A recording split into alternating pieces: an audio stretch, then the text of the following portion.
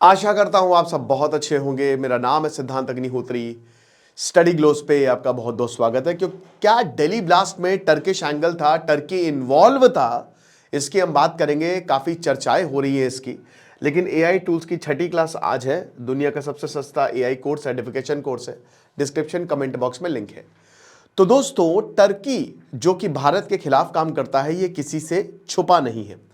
Economic times ने इसको छापा है, इंडिया टुडे, फर्स्ट पोस्ट, काफ़ी जगह ये बात आ रही है। हालांकि टर्किश एम्बेसी ने ये मना किया है और बोला है कि ऐसा कुछ भी नहीं है, ये फालतू बकवास फैलाई जा रही है और ऐसा नहीं है, ये बस मैनिपुलेशन किया जा रहा है, हम कहीं पे भी शामिल नहीं है। लेकिन डॉक्टर नबी, मतलब आतंकी नबी और आतंकी मुजम्मिल, ये दोनों 2022 में टर्की गए थे। जैश ए मोहम्मद का सरगना मसूद अजहर की बहन सादिया ने सबसे पहले स्टेप 1 इन डॉक्टर्स को पकड़ा, प्लान बनाया, पहले इनको इंडोक्ट्रिनेट किया, ठीक है ना, इनका ब्रेन वॉश किया। और कहते हैं कि इसीलिए ही टर्की गया था। और जो इसका हैंडलर था उसका कोड नेम था यूकास। यूकास का मतलब होता है स्पाइडर। अब दोस्तों, ये जो आदमी है, इसने ही बताया जा रहा है 2022 में इन जो 2 डॉक्टर्स थे, इनका ब्रेन वॉश किया, ठीक है। और उसके बाद प्लानिंग सब टर्की से हुई। यहां पे गिरफ्तार हुआ है एक आदमी। इस आदमी इस्तांबुल इंटरनेशनल नाम से इसकी ऑर्गेनाइजेशन थी, फरहान नाम है इसका। इसका एक साथी था कस नबी, वो गायब है, वो नहीं मिल रहा है।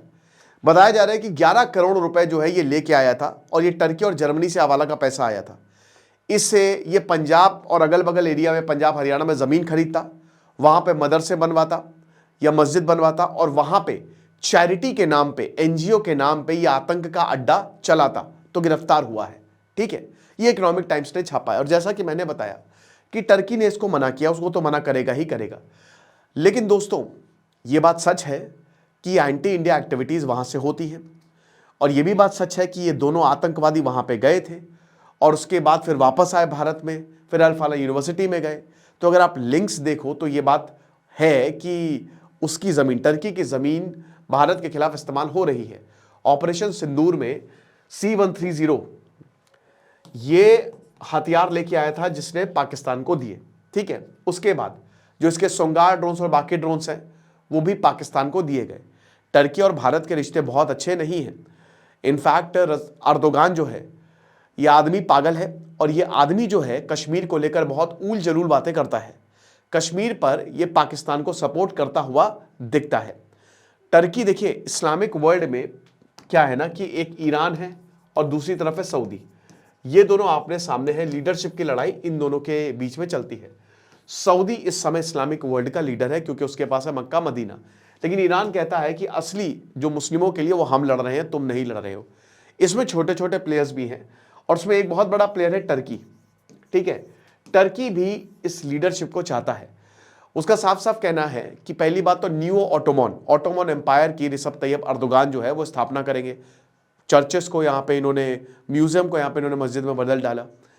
उसके बाद ये कहता है कि जहाँ पे भी मुस्लिम कॉज की बात होगी हम वहाँ पे खड़े रहेंगे।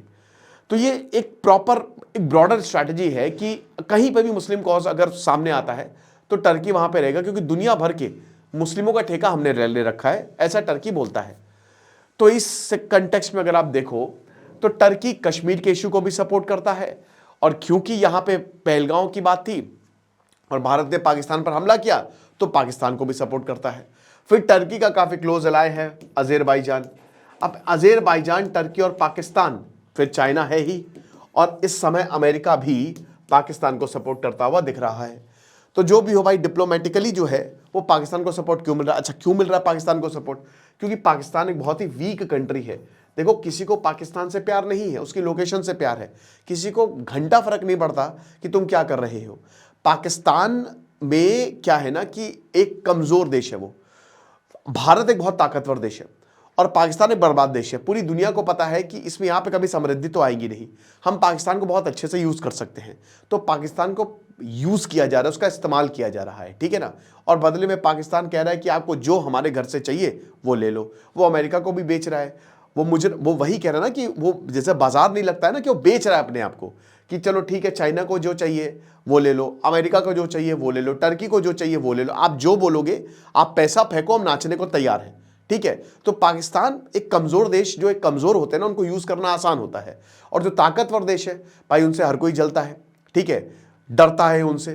तो ये पता है कि अमेरिका जो इंडिया है is the next super power, ठीक है, हम अभी नहीं है लेकिन आगे आने वाले समय में हम होंगे सुपर पावर, और हमारी जो ताकत है वो लगातार बढ़ती जा रही है, ठीक है। तो ये सबको पता है कि इंडिया से भिड़ना आसान नहीं है, इसी वजह से पाकिस्तान को सपोर्ट मिल रहा है। फिर पाकिस्तान कश्मीर इशू को लेकर बहुत ही रेलेवेंट रहना चाहता है। इंडिया क्या कर सकता है दोस्तों? इंडिया को मेडिटेरेनियन अलायंस बनाना चाहिए तुरंत, जिसमें कौन कौन से देश होंगे? सबसे पहले होगा इंडिया, ठीक है, इंडिया तो सबसे इंपॉर्टेंट है, उसके बाद इजराइल, फिर आपका साइप्रस और ग्रीस, देन आर्मेनिया।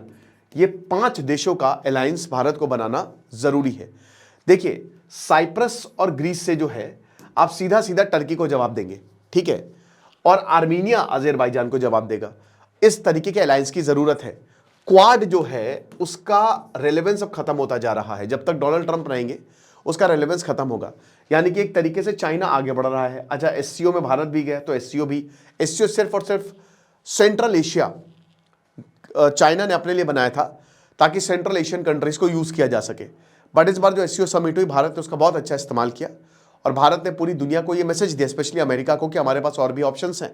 लेकिन इंडिया का अभी प्रेजेंटली कोई ऐसा ग्रुप नहीं है, बल्कि मैंने क्या बताया, Pakistan, Bangladesh, China, Azerbaijan, Turkey, ये सब उभर रहे हैं। ये एक अपने ही ग्रुप बनाने की बात कर रहे हैं।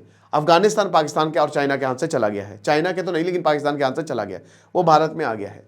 भारत में अभी कोई ऐसा संगठन नहीं है जो भारत जो है वो क्वाड था एक, लेकिन अब क्वाड भी अभी तो फिलहाल उसका उतना रिलेवेंस रह नहीं गया है। आएंगे डोनाल्ड ट्रंप, नहीं आएंगे, क्वाड की मीटिंग खाली बस वो नाम मात्र की हुई, यही है। तो बेटर यही कि भारत खुद की अलायंस बनाए, और वो ऐसी अलायंस हो कि इन सारे देशों को काउंटर किया जा सके, ठीक है। जाहिर सी बात है टेररिज्म पे बात होगी, ट्रेड पे बात होगी, इंटेलिजेंस शेयरिंग पे बात होगी।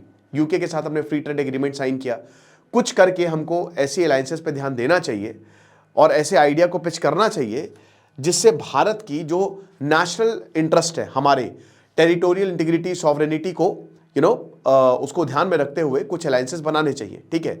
क्योंकि देखिए बांग्लादेश एक नया टेररिज्म हब की तरह पे उतर रहा है। लश्कर जो है, ये अभी रिपोर्ट भी सामने आई थी, इंटेलिजेंस एजेंसी कह रही कि लश्कर बांग्लादेश में अपना हेडक्वार्टर बना रहा है और सारी प्लानिंग वहीं से होगी। फिर एक और रिपोर्ट आई थी कि नेपाल से जो है वो बॉर्डर क्रॉस हो सकता है। ये वो है ना, जैसे भूटान तो चलो पीएम मोदी गए, भूटान एक फ्रेंडली नेशन है, लेकिन नेपाल से आसानी से बॉर्डर क्रॉस किया जा सकता है। आईएसआई नेपाल में दिखी, आईएसआई बांग्लादेश में दिखी, ठीक है। शेख हसीना पे वर्डिक्ट आना था, आज बांग्लादेश में हिंसा हुई। बांग्लादेश कट्टरपंथ के चपेट में है, जो पाकिस्तान की नेवी है वो बांग्लादेश में दिख रही है। तो आप ये समझिए कि एक तरफ चाइना है, पाकिस्तान है, बांग्लादेश है, और ये तीनों के तीनों पड़ोसी जो है वो भारत को टारगेट कर रहे हैं। तो भारत को अपनी तरफ से बहुत सतर्क रहना पड़ेगा ताकि इनको हैंडल किया जा सके, है ना। खुद पाकिस्तान ने स्टेट ऑफ वॉर डिक्लेयर किया है टीटीपी के लिए, क्योंकि पाकिस्तान में खुद इतने ज्यादा युद्ध हो रहे हैं, हर दिन वहां पे लोग मर रहे हैं, इस्लामाबाद के अंदर घुस के, कोर्ट के अंदर घुस के वहां पे बम फट रहे हैं। आप समझ रहे बात को? तो ये इन सारे अगर आप इनको समराइज करो तो ये बिल्कुल सच है कि टर्की सपोर्ट में है पाकिस्तान के, चाइना वेपन्स देता है पाकिस्तान को, आतंकवादी जो हैं वो अपने हिसाब से वेपन्स बनवाते हैं चाइना से, ठीक है, और अजरबैजान भी सपोर्ट में है। तो है, ये चीज़ें हैं, ये बिल्कुल, कितना भी टर्की की एम्बेसी कह ले कि नहीं ये सब बकवास है, बट एक्चुअल में this is the harsh reality that we have to accept. अब हमको क्या करना है वो हमको सोचना है। आपको क्या लगता है मुझे कमेंट बॉक्स में बताइएगा। बाकी बहुत ही शानदार एआई टूल्स का कोर्स आप अवेल करें। खुश रहिए, पढ़ते रहिए। दिस इज सिद्धांत अग्निहोत्री साइनिंग ऑफ।